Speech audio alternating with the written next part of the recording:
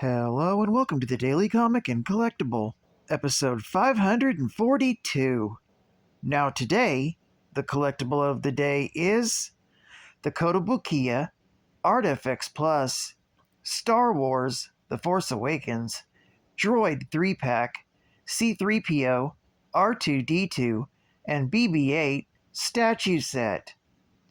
Kotobukiya's lineup of amazing figures from Star Wars Episode 7 The Force Awakens continues with fan favorites C-3PO, R2-D2, and BB-8. R2 and 3PO are updated to reflect their appearance in Episode 7. These 1/10 scale statues assemble easily via snap fit. R2 and 3PO features magnets in their feet for added stability on the included bases, and even BB-8 includes a magnet to help keep him in place. This 1/10 scale droid statue set includes C-3PO standing close to 7 inches in height and comes in his shiny gold casing. R2-D2 stands almost 4 inches in height and has a weathered appearance, giving the feeling and appearance of his rebel-involved battle-fighting history. And the new BB-8 stands close to 3 inches in height. This boxed 3-piece statue set also includes 2 base pieces, magnetized, for display, released in 2016 by Kotobukiya. Now, the comic of the day is Star Wars, Volume 1, Issue number 58, with a cover date of April 1982.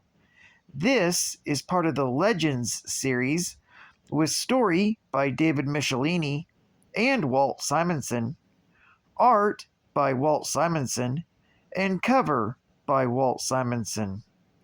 This issue is titled Sundown. The story opens with Luke Skywalker, Lando Calrissian, and Chewbacca blasting off of the planet Arbra in the Millennium Falcon. They enter hyperspace en route to meet a seedy merchant named Orion Ferret at a space station known as Bazaar. Meanwhile, Princess Leia rejoins the rebel fleet stationed above Arbra. She embarks upon a bold maneuver with which to conceal the fleet's location from the prying eyes of Imperial scouts. Using a device known as a Kurtzberg generator, the rebels construct a large pyramid-shaped force field that envelops the entire fleet. They move the ships within the corona of Arbra's sun, secure in the notion that the field generator will protect them from the deadly ultraviolet rays. Princess Leia boards a shuttlecraft to return to the planet's surface.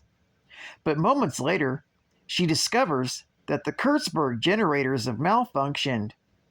An absorption circuit within the cone of the control generator overloads, flooding the maintenance bay with noxious fumes.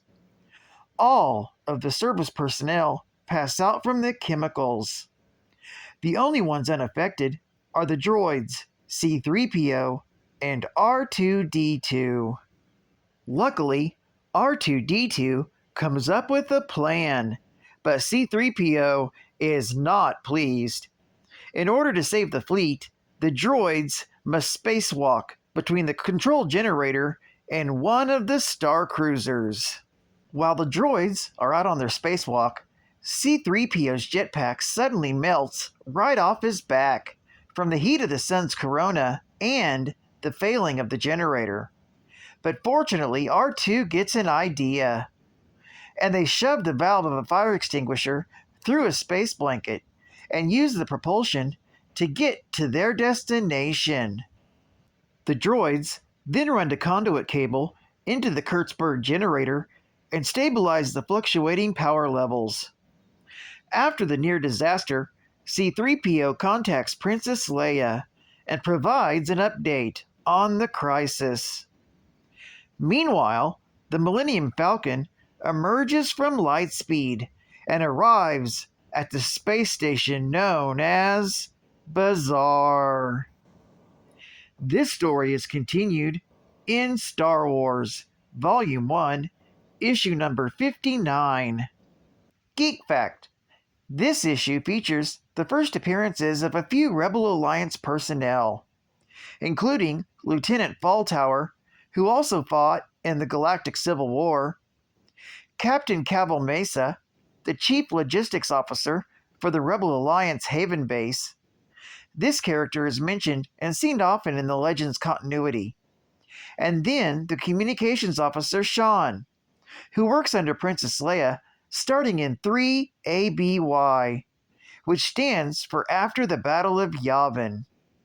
Bonus Geek Fact: this was also the first appearance of the Kurtzberg Field Generator.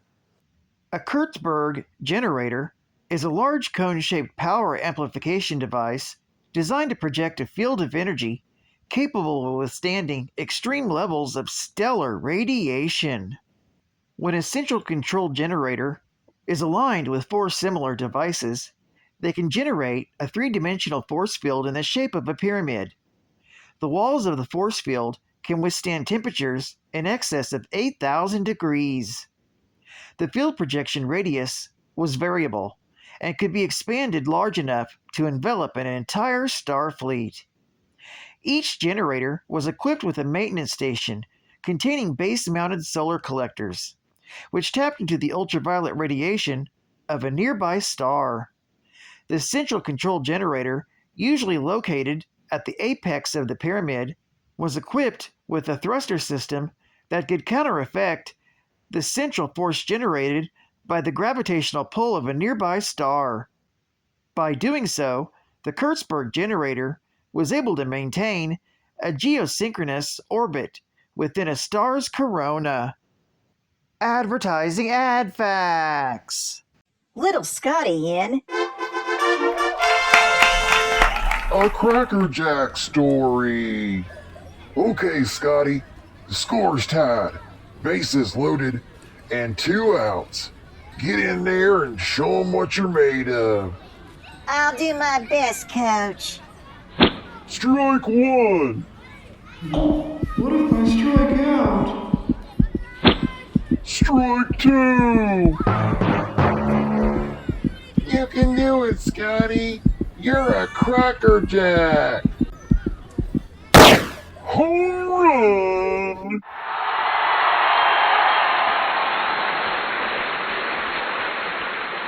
You did it, Scotty! We won the playoffs! What a Cracker Jack! When you're really good, they call you Cracker Jack. Crunchy caramel-coated popcorn and peanuts had a secret toy surprise. And final geek fact: C-3P0, a humanoid protocol droid designed to interact with organics and programmed primarily for etiquette and protocol, and R2-D2, an R2 series astromech droid, manufactured by Industrial Automaton, that was designed to work in and around space vessels as a diagnostic and repair unit. 2 droids that saved the day and the rebellion in this issue. But this was far from the only time these 2 specific droids saved the rebellion and its key members. Some other examples would be when C-3PO, distracted battle droids, contacted the clone army and saved Senator Padme Amidala from the Separatists. He also convinced the Ewoks to join the rebellion on the moon of Endor. Plus, he helped retrieve Admiral Akbar from the clutches of the First Order and lost his arm on the mission, and even gave up everything, allowing Babu Frick to wipe his memories to receive the translated information that would set Rey on her path with the Force. And R2-D2 was just as involved, secretly delivering the plans of the Death Star to the rebellion, stopping the Death Star's trash compactor from squishing Luke, Leia, Han, and Chewie. He reprogrammed an army of droids to fight against the Mandalorians in the series The Clone Wars, in episode a friend in need, and freed Ahsoka and got her lightsaber back so she could fight Pre Vizsla.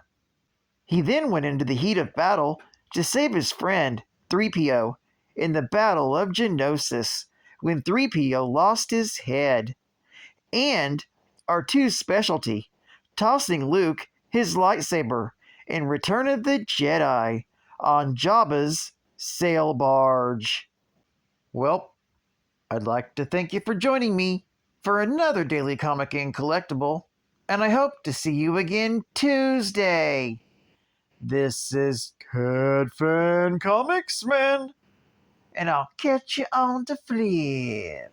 Over and out.